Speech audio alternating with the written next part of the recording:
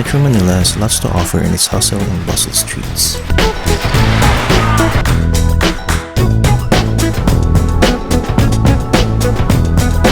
Just like the long strip of Rizal Avenue here in the south end of Carriedo Street, your eyes will be rolling around the sidewalk with its various items to sell.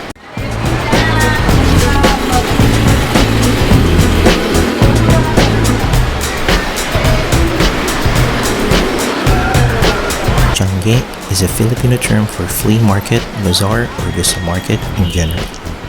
At Tiangge, you can find stalls selling a variety of affordable products. Every stall has something to offer. One stall sells clothes, the other one sells flip-flops and caps. The selection is endless.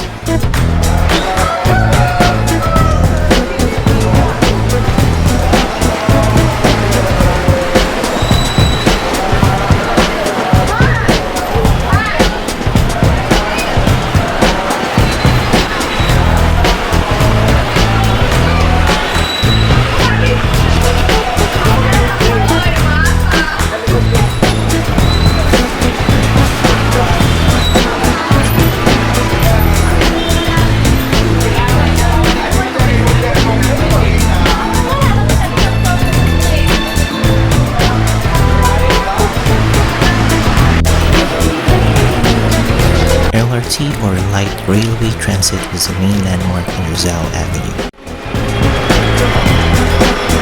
Instead of taking a ride, me and my wife decided to walk and discover more along the sidewalk until we reach Recto Avenue.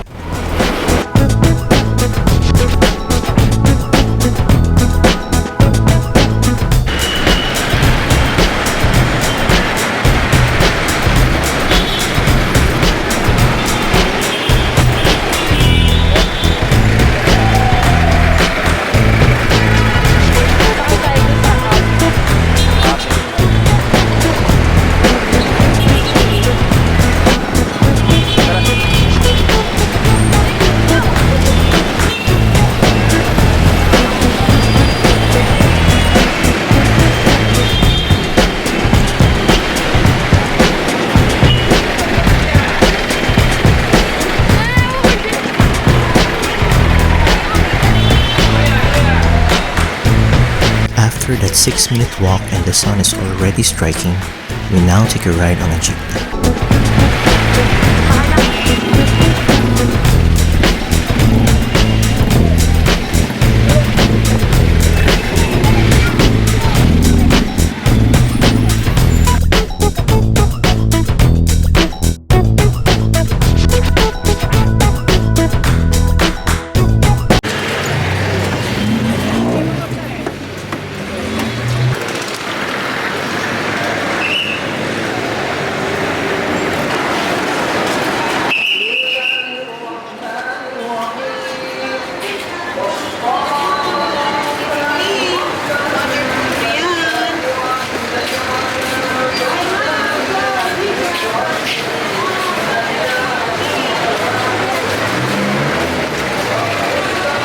Recto Avenue also has a long strip of Tiangge.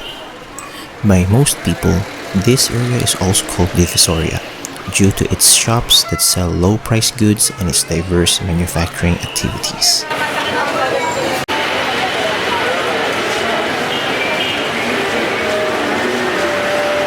Divisoria is a term of Spanish origin, which translates as divide or division. During the Spanish colonial period in the Philippines, this place divided a historical wall area called Intramuros, where Chinese were racially segregated. Then, the retail industry of Chinese merchants flourished, which is more approximate to the vision of Divisoria which now persists.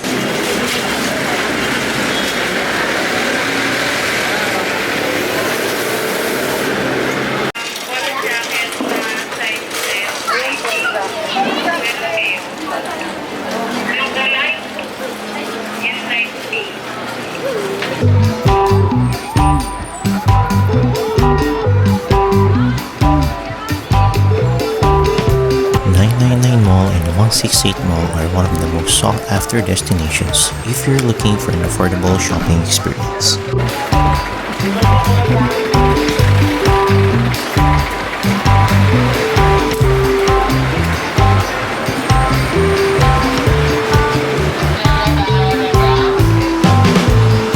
168 Mall is a three-story complex with more tiangge or stalls apart from what you saw along the sidewalks.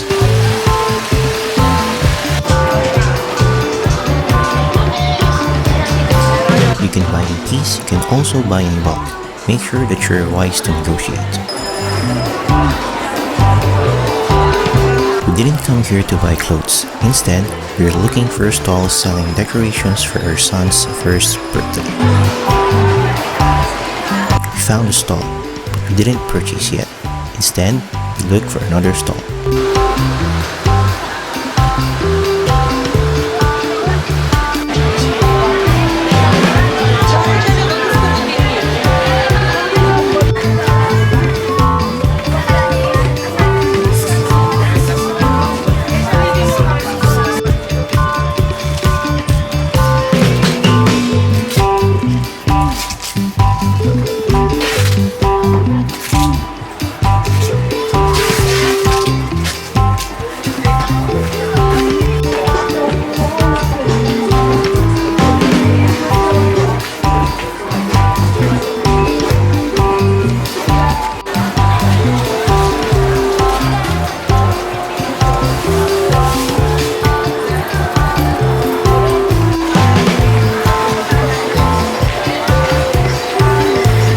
We found another stall and searched again. Apart from looking for options, we are also comparing their prices.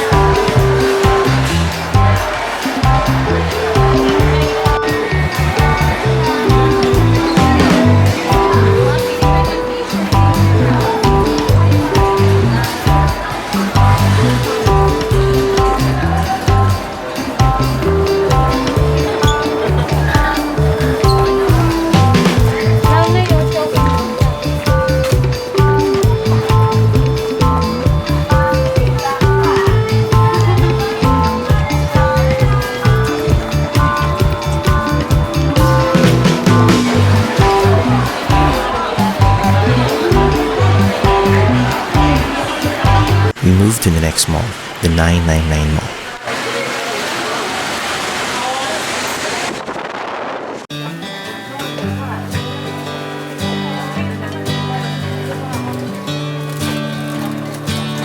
We found a stall. We decided to purchase here as they have all the colors and designs that we need.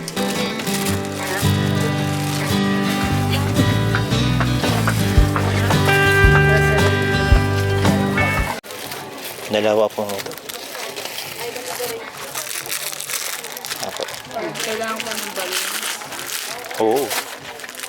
Magkano po yung 100 pieces? Magkano po? 30几，30块的30，那个30块150。ano? 150? Ah, okay. Ito rin po? 150 rin? 150。 150? Ang dami na niya, no? We purchased 4 packs of color balloons for 40 pesos each, 2 wall curtains for 180 pesos each, and 7 pieces letter foil balloons for 50 pesos each. That's 870 pesos in total.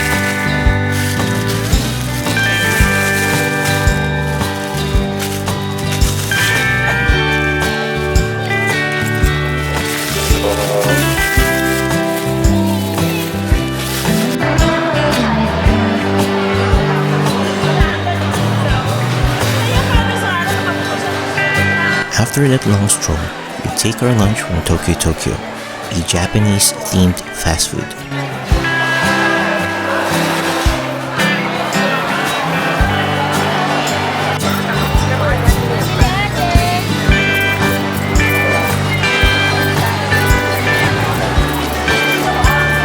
It's 12:30, and we decided to end our shopping.